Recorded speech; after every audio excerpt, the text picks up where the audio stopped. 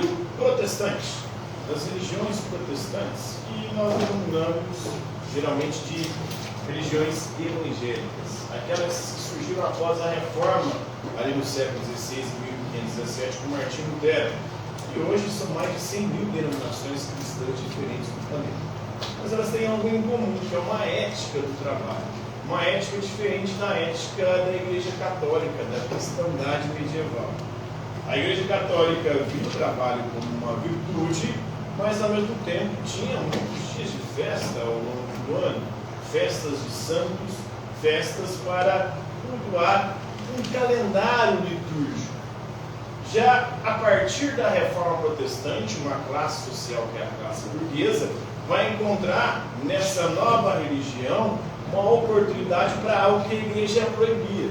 A Igreja Católica proibia a usura, ou seja, você acrescentar um valor a mais no produto para ter o lucro.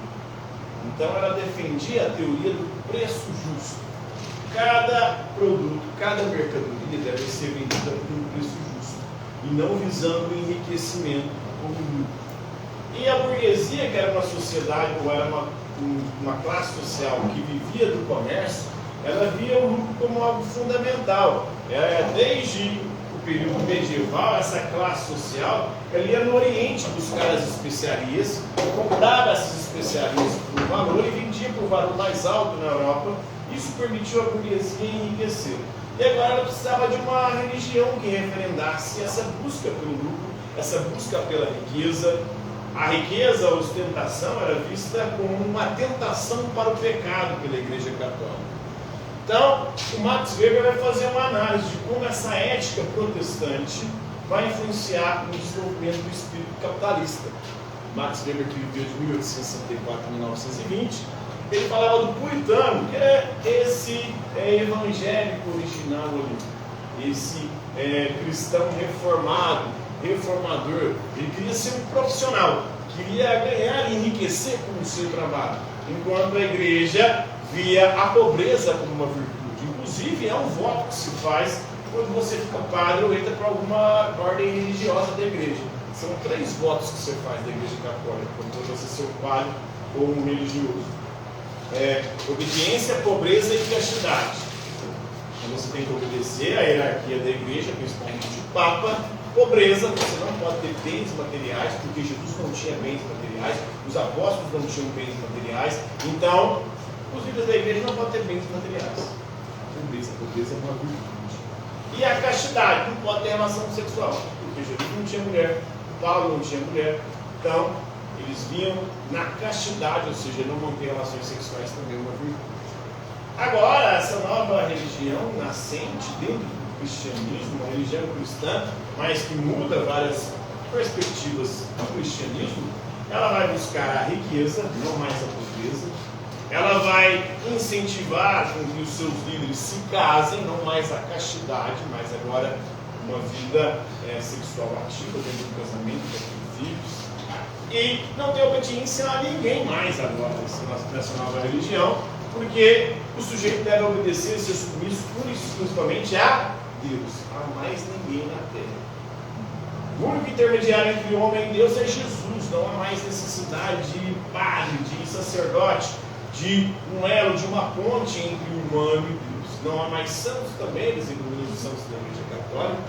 Então, essa é a ética do trabalho protestante. O puritano queria ser um profissional e enriquecer com isso.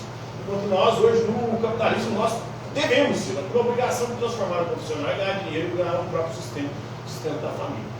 Então, tudo isso começa em 1517, com um teólogo alemão, o Martinho Lutero, com a reforma protestante, mas essa vertente capitalista vai ser principalmente a vertente de João Calvino. João Calvino, que dizia, ou defendia a teoria da predestinação, ou seja, quando nós nascemos, nós já estamos predestinados para ir para o céu ou para o inferno. Por quê? Porque Deus é onisciente. Se Deus é onisciente, Deus sabe o que a gente vai fazer antes mesmo da gente fazer. Então, antes da gente nascer, Deus já sabia se a gente ia para o céu ou para o inferno. Aí a galera começou a ficar preocupada e falar: Calvino, mas peraí, como é que eu vou saber se eu vou para o céu ou para o inferno? Aí Calvino falar: o sinal de que Deus te escolheu, você vai para o céu se você enriquecer. Ou ou seja, o povo não vai para o céu, sabe? Né? Então, esse é o sinal de que Deus te escolheu. E aí o protestante, para poder enriquecer, ele vai ter uma ética do trabalho bem árdua. Ele não vai mais gastar o seu dinheiro com coisas supérfluas, com festas, com vícios. Vai ter uma ética de trabalho extremamente intensa. Tudo isso vai permitir a ele prosperar economicamente, porque ele não gasta com nada, a não ser com o seu próprio negócio, para investindo, ficar cada vez mais rico. Então o teólogo Martin Lutero, em 1517, denunciou as suas 95 teses sobre o poder e eficácia das indulgências aí. Isso foi um catalisador da reforma protestante. A Igreja Católica vendia indulgências, como se você desse uma grana para a igreja, terrenos, terras para a igreja te concedia o perdão parcial ou o perdão pleno dos seus pecados. Não é como se fosse comprar um terreno no céu, né? Estava comprando o seu perdão. E aí o Martinho Lutero vai criticar isso, vai criticar essa corrupção da igreja, a venda de indulgência, a simonia, que é a venda de objetos sagrados. Venderam todo um pedaço da cruz de Cristo que dava para montar a arca de Noé. Depois, em 1840, a partir de 1840, o Karl Marx vai focar nos fatores econômicos, mas na classe burguesa, não os religiosos e culturais, como vai fazer o Max Weber, para poder entender a ascensão do capitalismo. O Marx vai mostrar como a burguesia, essa classe comerciante da Idade Média, ela vai enriquecer, e agora, com o poder econômico, ela vai reivindicar também o poder político. E aí, ela vai dominar o cenário político com as revoluções burguesas e vai instituir, vai colocar o sistema capitalista como o centro do sistema econômico, não mais substituir o feudalismo medieval. Em 1882, uma visão de mundo hostil ao cristianismo foi articulada pelo filósofo alemão Friedrich Nietzsche. Ele falou que Deus estava morto. Deus morreu e quem o matou fomos nós. Por quê? Nós criamos uma cultura científica, racional, racionalista, onde nessa cultura já não tem mais espaço para as explicações mitológicas e religiosas. Por isso Deus morreu e nós o matamos. E a religião cristã, vai dizer o Nietzsche, é uma religião de escravo. O escravo, por não poder gozar desse mundo, ele inventa um outro mundo, o céu, onde lá ele poderá gozar. E quem goza desse mundo, no outro vai se lascar, porque vai para o inferno. Essa é a perspectiva, essa é a crítica de Nietzsche ao cristianismo. A moral de escravo, que o escravo não pode fazer nada desse mundo. Aqui ele é um lascado. Ele inventa um outro, onde lá ele vai se dar bem. E aí ele vai condenar e dizer que é pecado tudo que o Senhor faz. Soberba, avareza, luxúria, ira, culpa, inveja, preguiça, tudo isso vai ser pecado. Por quê? Porque o escravo não pode experimentar nada disso. O escravo é um fudido, é um merda, é um nada.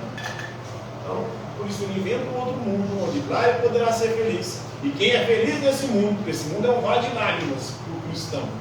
Quem é feliz nesse mundo, o outro é para o inferno, porque esse mundo aqui é para sofrer, para ele purificar, para chegar no céu. Em 1920, o livro Sociologia das Religiões, de Max Weber, foi publicado e se tornou uma enorme influência nas teorias sociológicas da religião. Então, a corrupção e outros aspectos mundanos do catolicismo, da Igreja Católica Romana, provocaram um chamado à mudança. A vocação do Evangelho é justamente essa mudança. Mudança de visão, principalmente sobre o trabalho. O trabalho agora é para enriquecer. O trabalho não é para dignificar o homem, mas para nos tornar ricos e ter uma vida boa. A noção reformadora do chamado alega que o dever religioso e o ganho de sustento são a mesma coisa. Então é intimamente relacionar o trabalho, a busca pela riqueza, com um dever, uma busca religiosa.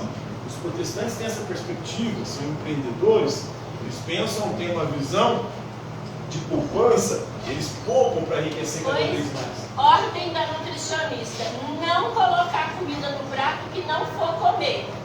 Coloca só a quantidade que for comer.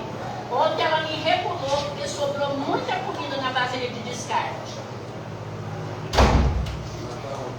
Então a ética do trabalho de inspiração religiosa se desenvolve aí com um senso de dever, animado aí pela utilidade social. O dever agora do protestante é trabalhar para enriquecer, trabalhar todo dia, não tem mais dia santo. Agora todo dia é dia de trabalho. Buscar aí riqueza, sem gastar com coisas supérfluas, sem gastar com vícios. E aí quem não gasta com vícios, quem não gasta com coisas supérfluas, acaba sobrando dinheiro. Esse dinheiro que sobra é reinvestido para fazer mais dinheiro. E aí o protestante vai ficando cada vez mais rico. Uma ênfase na acumulação, econômica, alimenta o novo espírito do capitalismo protestante. Então, o protestantismo foi fundamental para o capitalismo se tornar um sistema econômico hegemônico no mundo. as raízes religiosas do capitalismo desaparecem depois de um tempo, né? Conforme o seu sucesso leva ao triunfo da secularização. Aí o Weber vai falar do desencantamento do mundo. O capitalismo que nasce e se desenvolve com origens religiosas, com aspectos religiosos, ele vai se secularizando, gerando, né, um desencantamento do mundo. O mundo perde o encanto. Não é mais Deus que está atuando sobre o mundo fazendo outras coisas. Agora é o próprio homem que está transformando o mundo à sua imagem e semelhança, né? Então, o protestantismo, nesse início, a busca do lucro era algo incentivado, não era pecado como era para a Igreja Católica.